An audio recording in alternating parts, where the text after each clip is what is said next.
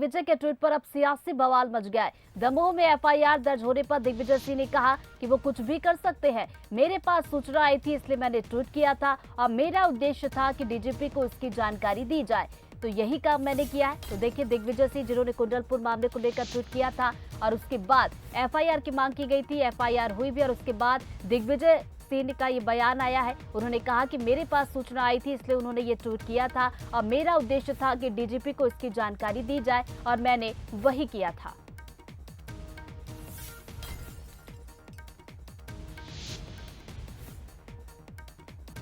भी करा है, मेरे पास इन्फॉर्मेशन आई थी तो मेरा ये फर्ज था कि मैं उनको सूचित करूं डीजीपी साहब को, मैंने किया। वो जो भी करा है, मेरे पास इन्फॉर्मेशन आई थी तो मेरा ये फर्ज था कि मैं उनको सूचित करूं डीजीपी साहब को, मैंने किया।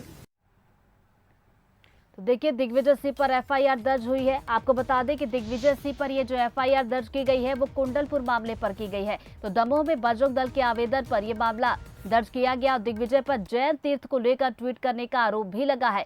तो प्रशासन ने हालांकि ट्वीट को फर्जी जरूर बताया था और लेकिन बीजेपी ने दिग्विजय पर दंगा भड़काने का आरोप लगाया था और उसके बाद मामला दर्ज किया गया है। दिग्विजय अब यहाँ पर फंसते हुए नजर आ रहे हैं। मुश्किलें यहाँ पर दिग्विजय सिंह की बढ़ती हुई क्योंकि एफआईआर अब उन पर दर्ज कर ली गई है।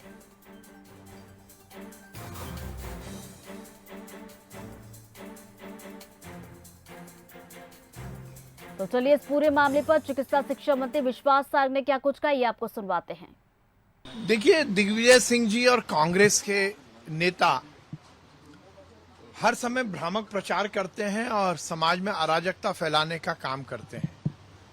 ये उनका चुनावी एजेंडा है।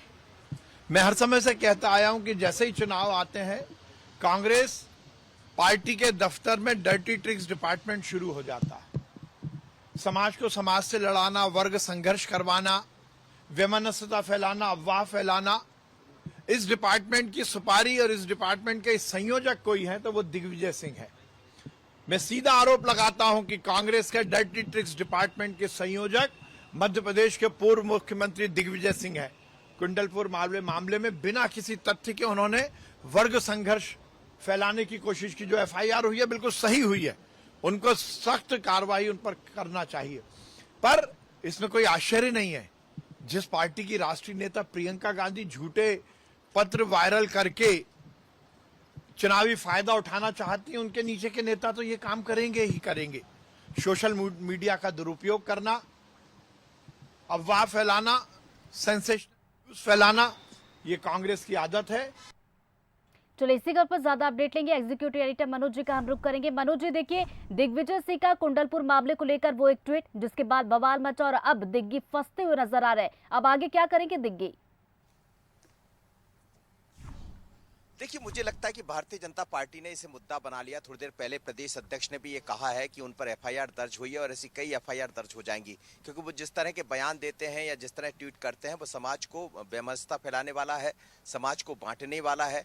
और निशाने पर दिग्विजय सिंह पहले से, दिग्विजय सिंह के निशाने पर संघ और भारतीय जनता पार्टी होती है और इसी तरह हम देख रहे हैं कि बीजेपी और संघ के निशाने पर कहीं ना कहीं समय समय पर कांग्रेस आती रहती है। लेकिन दिग्विजय सिंह ने जो ट्वीट किया था वो कुंडलपुर मामले को लेकर किया था, वहां ऐसा घटनाक्रम देखने में आया नहीं। अब कहीं एक चीज ये ऋतु, इससे पूरे घटनाक्रम से ये समझ आती है कि सोशल मीडिया के दौर में आप व्हाट्सएप पर कितना विश्वास करते हैं, आप जो मैसेज आते हैं उस पर कितना विश्वास करते हैं। तो ये राजनेताओं को भी इसमें समझने की जरूरत है और बाकी लोगों को भी। और ये दिग्विजय सिंह से पहली नहीं बल्कि दूसरी तीसरी गलती हो गई है जिसके कारण वो निशाने पर आ गए। उन्होंने हालांकि साफ कहा, जैसा अभी बात कर रहे थे वो, कि मेरे पास जो सूचना थी वो मैंने डीजीपी को सूचना देनी चाहिए थी ट्वीट करके, लेकिन आप ट्वीट करके देंगे तो समाज के हर वर्ग तक पहुंच जाएगा। ये बड़ा मुश्किल वाला बात है और इसीलिए बीजेपी ने इसे मुद्दा बना लिया।